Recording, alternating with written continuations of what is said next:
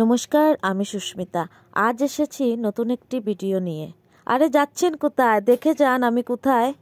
এটা হচ্ছে বাজারিছড়া সার্বজনীন 32 প্রহর হরিনাম সংকীর্তনের গেট।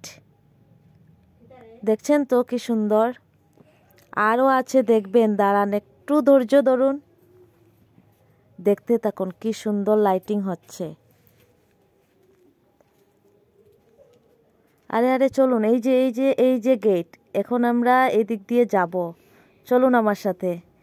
দেখুন কি সুন্দর সাজিয়েছে টুনিস লাইট দিয়ে, এবং ভক্তের সমাগম অনেক, দেখবেন আপনারা, শুধু দেখতে থাকুন। এই হচ্ছে শিববাড়ি যাওয়ার রাস্তা, পুরোটা রাস্তা এই টুনি লাইট দিয়ে সাজানো।